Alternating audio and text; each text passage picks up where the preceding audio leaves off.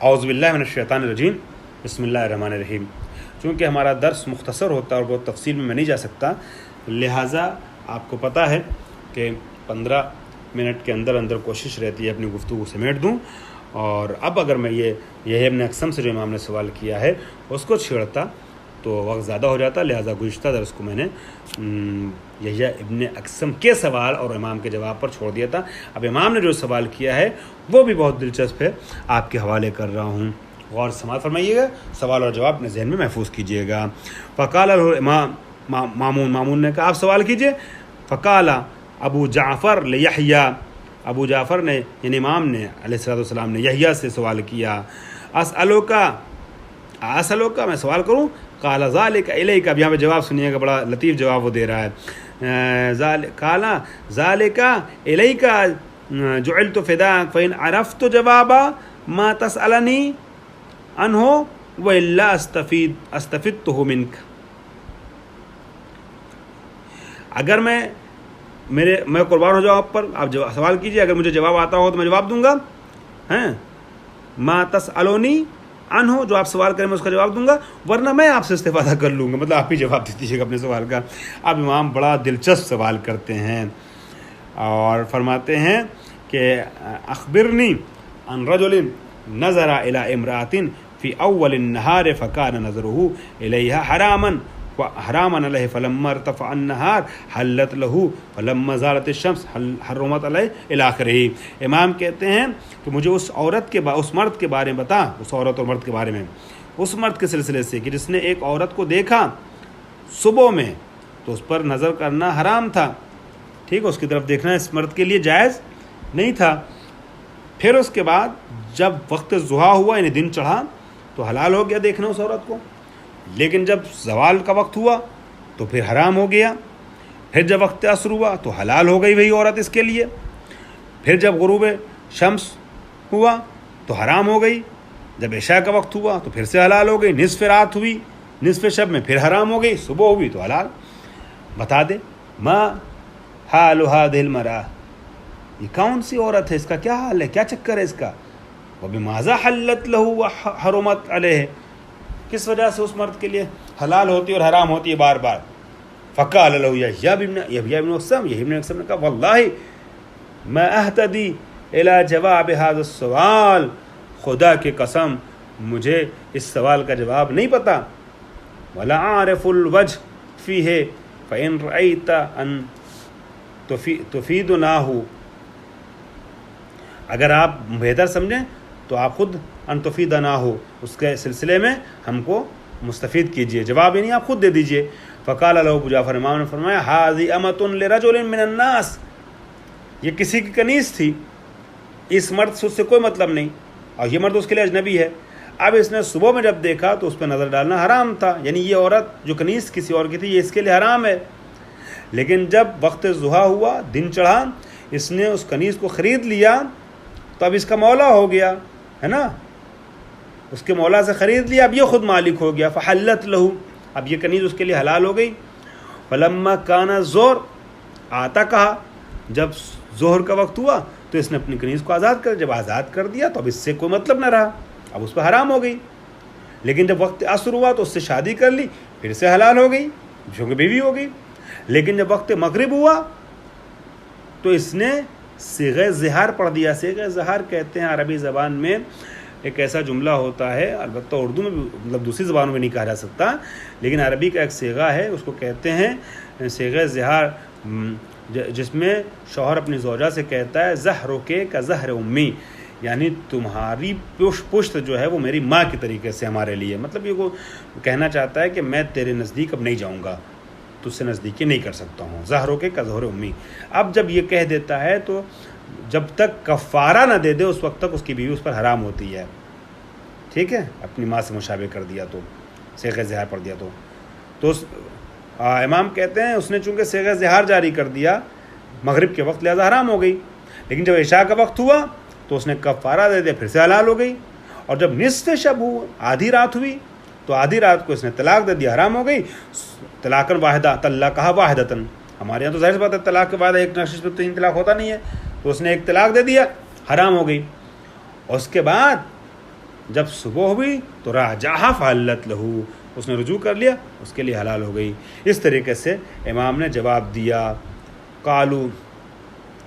ٹھیک ہے، قالو لا واللہ ان امیر المومنین عالم ومارا۔ اس طریقے سے اور بھی کچھ گفتگو ہوئی، مامون نے ان لوگوں سے کچھ گفتگو کی اور اپنی شیخی بگھاری، ہم نہیں کہتے تھے تم سے، دیکھو کس طریقے سے سوال کا جواب دیا اور کیسے سوال کیا، اور خود ہی جواب پھر اس کا بھی دیا۔ جب اپنا کالر اونچی کی مامون نے تو پھر بہرحال یہاں پر تو امام کی وجہ سے، جس وجہ سے بھی اس کی کالر تو اونچی ہو گئی تھی، تو ان لوگوں نے کہا ہاں بے شک امیر المومنین جو ہے وہ ہم سے بہتر جانتے ہیں اور انہوں نے جو کیا ہے وہ صحیح کیا ہے۔ اس طریقے سے امام نے یحییٰ ابن اقسم، جو زمانے کا سب سے بڑا عالم سمجھا جاتا تھا، ملا مانا جاتا تھا، قاضی القضات تھا، یعنی سارے قاضیوں کا، فقیہوں کا رئیس تھا، اس کو امام نے اس کے سوال کے جواب میں بھی اور اپنے سوال اور اس کے جواب میں بھی زیر کر دیا، چاروں خانہ چت کر دیا ہمارے اعتبار سے۔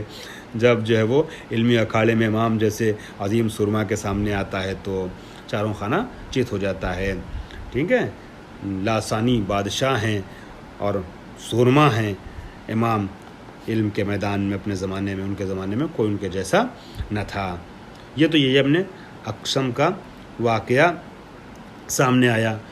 اسی طریقے سے امام سے پوچھا، اس نے ایک بار سوال کر لیا،